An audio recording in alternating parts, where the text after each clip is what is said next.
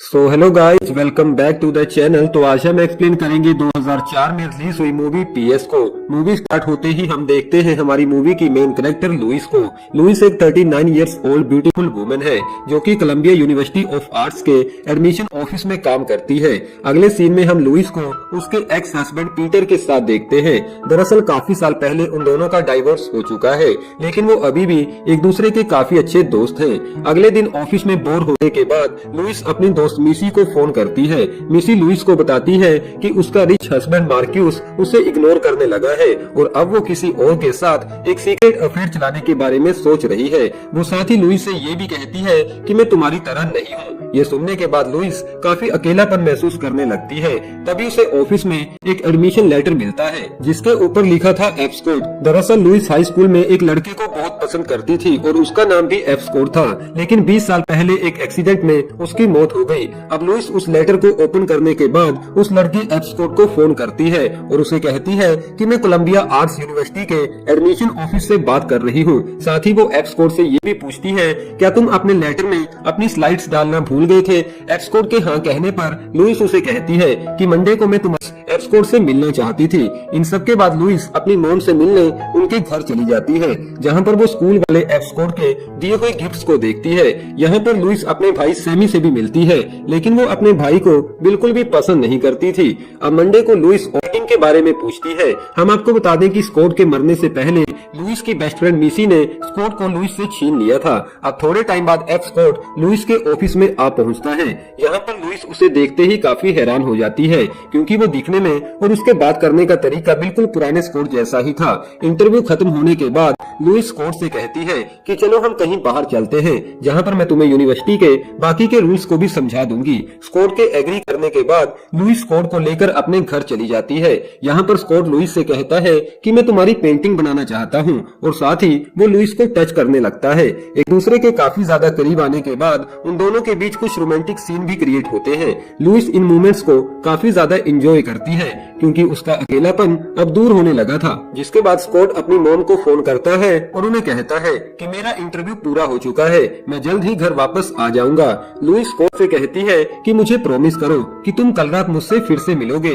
जिसके बाद Scott shower लेने चला जाता है और लुइस वापस अपने ऑफिस में चली जाती है। यहाँ पर हम देखते हैं कि लुइस अब काफी खुश है, जिससे मिसी को भी लुइस पर शक होने लगता है कि शायद लुइस किसी लड़के को डेट कर रही है। अब शाम को लुइस और पीटर एक साथ समय बिताने लगते हैं। यहाँ पर पीटर ड्रिंक के नशे में लुइस को बताता है कि उसे एक बीमारी है, हब्स की बीमारी, जिसे दूर करने के लिए वो अलग अलग लड़कियों के करीब आता है, और ये सब वो तब से करता आ रहा है जब से उन दोनों की शादी हुई थी।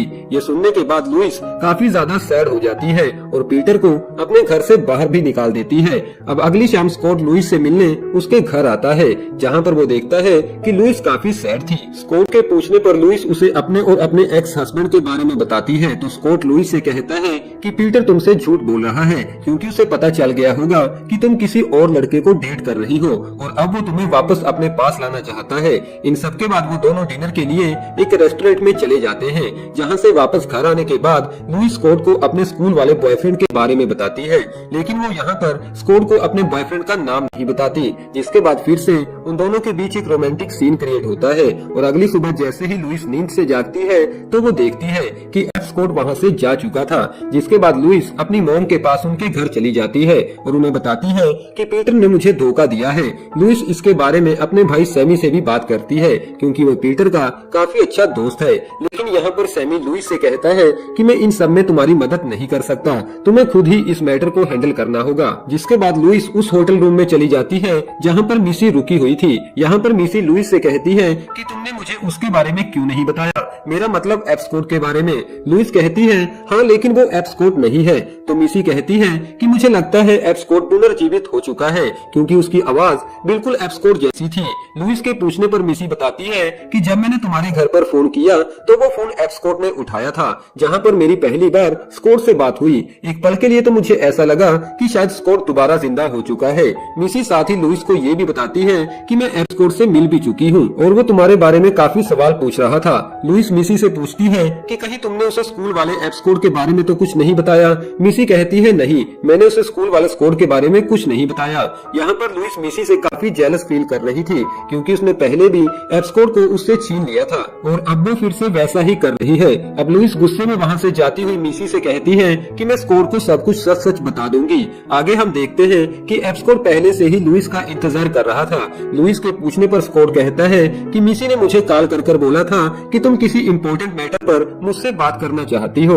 तो यहाँ पर लुइस स्कोर को स्कूल वाले स्कोर के बारे में बताती है जो कि दिखने में और उसकी हरकतें भी बिल्कुल तुम्हारे जैसी थी। तो एप्स कोड लुइस से पूछता है कि तुम्हें क्या लगता है मैं वही लड़का हूँ जो मरने के बाद दोबारा जिंदा हो गया। तो यहाँ पर लुइस एप्स कोड पर काफी ज्यादा गुस्सा हो जाती है, जिसके बाद एप्स कोड वहाँ से चला जाता है।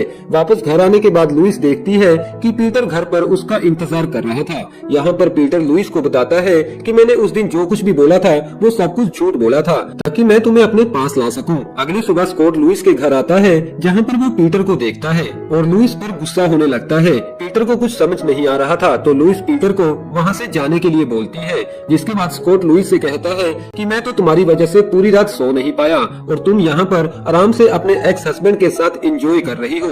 तो लुइस उसे कहती है कि कल रात हमारे बीच कुछ नहीं हुआ। जिसके बाद स्कॉट कहता है अच्छा तो तुम मेरे साथ ब्रेकअप करना चाहती हो और सच तो ये है कि तुम मुझे नहीं बल्कि मुझ में दिखने वाली तुम्हारे उस पुराने बॉयफ्रेंड की शैडो से प्यार करती हो। और मेरा नाम एफ स्कॉट नहीं बल्कि फ्रांसिस स्कॉट है, लेकिन सभी लोग मुझे एफ स्कॉट बुलाते हैं। एक बात और, कल रात तुमसे परेशान होकर मैं मिसी के पास चला गया था। इन सब के बाद लुइस मिसी के पास जाकर उसे कहती है कि कल रात तुम दोनों के बीच क्या हुआ। तो मिसी लुइस को सब कुछ सच सच बता देती है और साथ ही लुइस को एडवाइस देती है कि तुम्हें लाइफ को कॉम्प्लिकेटेड बनाने की जगह उसे एंजॉय करना चाहिए। जिसके बाद लुइस पूरी तरह से चेंज हो जाती है और काफी खुश रहने लगती है। लुइस पीटर से कहती है कि हम दोनों कभी भी एक नहीं हो सकते, तुम्हें इसे एक्सेप्ट करना ही होगा। जिसके बाद लुइस एफ स्कॉट को उसका ज्वाइनिंग लेटर देती है और उसे कहती है कि यूनिवर्सिटी ने तुम्हारे काम को देखते हुए तुम्हें दिया है। जिसके बाद आखिर में वो दोनों एक दूसरे को किस भी करते हैं और अपने रिलेशनशिप को कंटिन्यू रखते हैं, जहाँ पर हमारी ये मूवी खत्म हो जाती है।